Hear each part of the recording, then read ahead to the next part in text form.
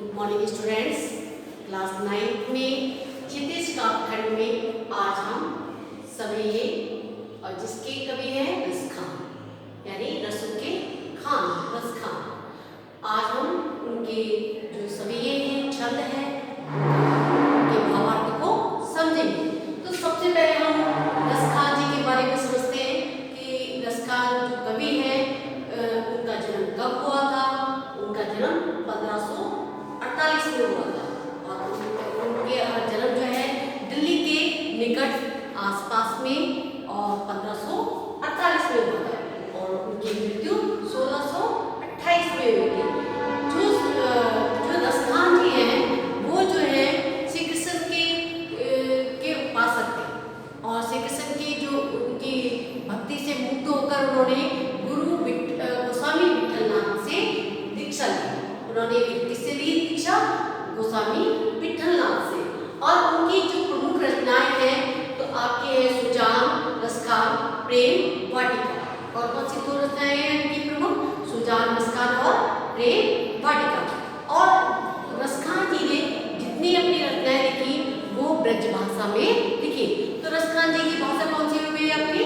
ब्रज भाषा।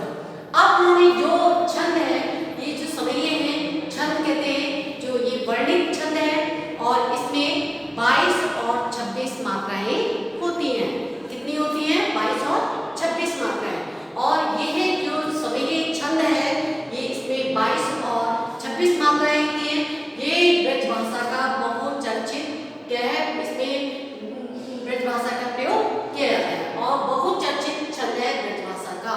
तो रसखान जी ने अपनी रचनाओं में ब्रज भाषा का प्रयोग किया है। तो आइए हम इनके सवेये का भावार्थ को समझते हैं। तो उन्होंने कहा है जो पहले अपने सवेये में कि श्री कृष्ण जी ने रसखान जी ने कि हमें यदि श्री कृष्ण का साथ मिल जाए तो मैं उनके लिए क्या क्या कर सकता हूँ। तो उनके सवेये को आज हम पहले पढ़ते हैं। मानुष हो तो वही रसखानी बसो, ब्रज गोकुल गांव के ग्वारण। अपनी रसखान कवि ने अपनी इच्छा व्यक्त की है, यदि मुझे मनुष्य का जन्म मिलता है, यदि मुझे मनुष्य का जन्म मिलता है तो मैं कहाँ जाके मैं वास करूँ? कहाँ? ब्रज में। वो रसखान जी कह रहे हैं अपने अगले जन्म के बारे में कह रहे हैं, यदि मुझे मनुष्य का जन्म मिलता है तो मैं क्या हूँ? ब्रज में वास करूँ, जहाँ पे श्री कृष्ण जी रहते हैं। फिर जो पशु हो तो कहा बसो, मेरो चलो नित्य नंद की धेनु मंजारू। और यदि मैं पशु का जन्म लूँ तो मैं वहाँ पे वास करूँ जहाँ पे नंद बाबा की जो धेनु मिस गाय हैं, गाय चलते हैं, उनके बीच में रहूँ। धेनु मिस गाय। और पाहन हो तो वही गिरी को जो कियो हरिचंद्र पुरंदर धारण। पाहन देखो आपका आया है एक शब्द पाहन। पाहन भी होता है पत्थर। क्या होता है? पत्थर। और इसी का आपका पाहन के आपसे दो पर्यायवाची पूछे जाएंगे तो आप क्या बताओगे? पत्थर और पाषाण। क्या बताओगे? पत्थर और पाषाण। तो वो कह रहे हैं पाहन हो तो वही गिरी। गिरी मीन्स पर्वत। गिरी मीन्स पर्वत। तो आपका वो कह रहे हैं कि यदि मैं क्या हूँ? पत्थर बनूं। यदि मैं पत्थर हूँ तो वह पर्वत बनूं जिसको गिरी को कियो हरि छत्र पुरंदर धारण। पुरंदर भी सुनता है इंद्र को। इंद्र से रक्षा के लिए श्री कृष्ण जी ने अपनी तर्जनी पर उस पर्वत को धारण किया था। और कौन सा पर्वत था आपका? वो गोवर्धन पर्वत। कौन सा पर्वत था वो? गोवर्धन पर्वत। तो आपका जो है वो कह रहे हैं यदि मैं क्या करूं? यदि मैं पाहन, यदि मैं पत्थर बनूं तो कौन सा पर्वत बनूं? गोवर्धन पर्वत बनूं जिसको श्री कृष्ण जी ने इंद्र की रक्षा के लिए अपने तर्जनी पर धारण किया था।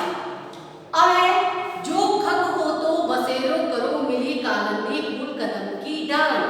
खग मीन्स पक्षी। खग मीन्स पक्षी। तो यदि वो कह रहे हैं कि यदि मैं पक्षी बनूं तो कहाँ पे वास करूं? ऐसा कालंदी फूल, कालंदी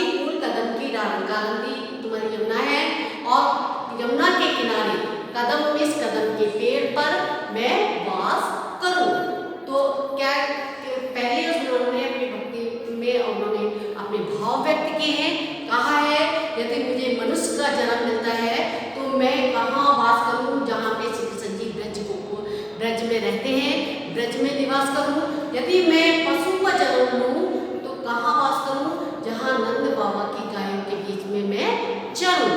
धेनु मीन्स गाय। फिर है पाहन हो तो वही गिरे को कियो हरि छत्र पुरंदर धारण। यदि मैं पाहन मीन्स पत्थर, यदि मैं पाहन के आपसे दो प्रयोजन पूछे जाते हैं तो पत्थर और पाषाण। क्या हो गया आपका? पत्थर और पाषाण।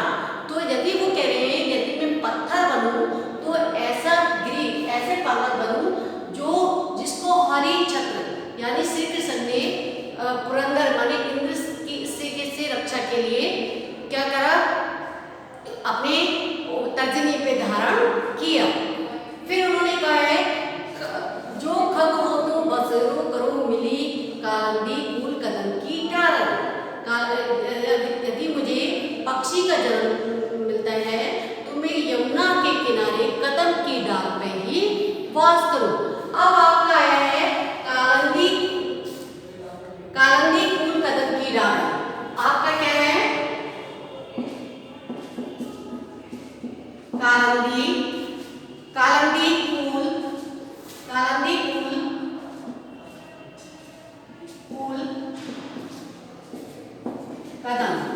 कदम की डाल आपकी ये पंक्ति आई है तो आपका इसमें कौन सा अलंकार है? कौन सा अलंकार है आपका? यहाँ पे आपका अनुप्रास अलंकार है। क्यों है? जहाँ पे एक वर्ण की आवृत्ति बार बार होती है वहां पे अनुप्रास अलंकार होता है। तो अनुप्रास अलंकार किसे कहते हैं? जहाँ पर एक वर्ण की आवृत्ति बार बार होती है वहां उसे अनुप्रास अलंकार कहते हैं। तो इसलिए कालंदी कूल कदम की डाल में किस वर्ण की आवृत्ति हुई है? क वर्ण। कौन सी आवृत्ति हुई है? क वर्ण की आवृत्ति बार बार हुई है, इसलिए अनुप्रास अलंकार है। तो कालंदी आपसे पूछा जाएगा कि कालंदी कूल कदम की डाल में कौन सा अलंकार है? तो कालंदी कूल कदम की डाल में आप बताओगे बच्चों कि अनुप्रास अलंकार है, क्योंकि यहाँ पे क वर्ण की आवृत्ति बार बार हुई है। आपको उसका कारण बताना पड़ेगा कि क्यों है ये अनुप्रास अलंकार। तो कालंदी कूल कदम की डाल में अनुप्रास अलंकार है। तो बच्चों आपने पहले समय के भावार्थ को समझा कि मानुष हो तो वही रसखानी बसो ब्रज गोकुल गांव के ग्वारन। जो पशु हो तो कहा बसो में चरो नित नंद की धेनु मंजारन। पाहन हो तो वही गिर को जो कियो हरि छत्र पुरंदर धारण। जो खग हो तो बसरो करो मिली कालंदी कूल कदम की डाल। ये तो बच्चों आपका पहले समय हो गया। अब हम दूसरे समय के भावार्थ को समझते हैं। या लकुटी अरु कमरिया पर राजदिनों पर पुर की तजी डालो। यानी कह रहे हैं रसखान कवि कह रहे हैं यदि मुझे श्री कृष्ण का सानिध्य यानी साथ मिल जाता है तो मैं उनके लिए अपना सर्वस्व निछावर करने को तैयार हूँ। तो कह रहे हैं या लकुटी यानी उनकी लाठी और कामरिया भी कंबल। श्री कृष्ण जी जो है अपने जब गाय चराने के लिए जाते थे तो अपने हाथ में लाठी और अपने कंधे पे कंबल रखते थे। तो कह रहे हैं यदि मुझे लाठी और उनके कंबल मिल जाए तो मैं राज तीनों पर तजी डालूं। मैं उनके लिए जो है तीनों लोगों को निछावर कर दूं। आठों सिद्धि नवो निधि के सुख नंद की गाय चराई बसर। मैं जो है श्री कृष्ण के लिए आठों सिद्धियां और नौ निधि यानी नौ जो खजाने हैं और आठों सिद्धियां हैं वो उन पर मैं क्या कर दूं? सुख नंद की गाय चराई बसर। यदि मुझे नंद बाबा की गाय चराने को मिल जाए तो मैं आठों सिद्धियां और नौ निधि मीन्स खजाने, नौ खजाने उन पर निछावर कर दूं। रसखान कबो इन आंखों से ब्रज के बन बाग टडाक ध्यान। रसखान जी की अपनी इच्छा व्यक्त करते हैं कि कब मैं टडाक में सदा टडाक में तालाब का हो गया आपका पोखर जलाशय। क्या हो गया आपका? पोखर और जलाशय। तो टडाक में सुंदर तालाब। और मैं कब ये श्री कृष्ण जो श्री कृष्ण के बाग बगीचे तालाब है उनको मैं कब अपनी आंखों से निहारूंगा। कोटिक एक धौत के धाम करेल के कुंज ऊपर बारो।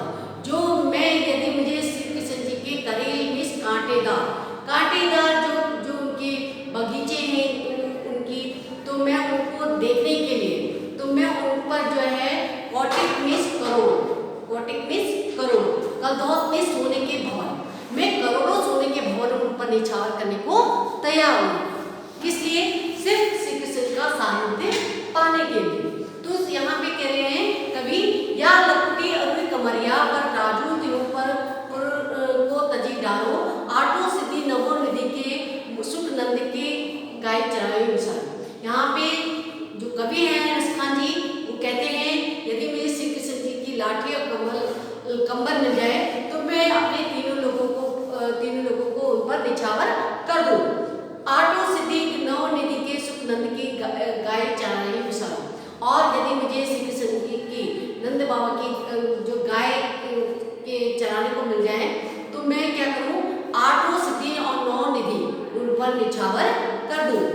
रसखान कबो इन आंखें सो ब्रज के बन बाग टटाक निहार। रसखान जी कह रहे हैं मैं कब इनकी जो जलाशय और उनके जो बाग बगीचे हैं उनको कब मैं अपनी आंखों से निहारूंगा, देखूंगा। कोटि के कलधौत के धाम करेल के कुंज ऊपर मारो। और इनके जो कांटेदार जो बाग बगीचे हैं उनके ऊपर जो मैं कोटिक मिस करोड़ कलधौत में सोने के बने हुए भवन वो उनके ऊपर निछावर कर। तो बच्चों आपने आज पहले समय और दूसरे समय के भावार्थ को समझा। आपने इसमें उनकी भाषा के बारे में समझा कि उनकी भाषा कौन सी है। आपने इसमें इन दो समयों में आपके अनुप्रास अलंकार आया, अनुप्रास अलंकार के बारे में समझा कि अनुप्रास अलंकार किसे कहते हैं। तो आपको क्या करना है बच्चों? आपको गृह कार्य में आपको जो है जो आपके एक शब्द आया था पाहन और एक शब्द आया था टड़ाक। तो इसके दो प्रयोग अपनी कॉपी पे नोटबुक में लिखने हैं। फिर उसके बाद आपका एक आया था अलंकार, अनुप्रास अलंकार। तो अनुप्रास अलंकार की वो पंक्ति को लिखना है और उसका कारण बताना है क्यों है अनुप्रास अलंकार, आप वो करोगे। और इनकी रचनाओं के बारे में लिखोगे और सभी छंद के बारे में लिखोगे कि सभी छंद कौन सा छंद है। तो आशा करती हूँ बच्चों आपको ये दोनों सभी के अर्थ अच्छी तरह से समझ में आ गए। Thank you.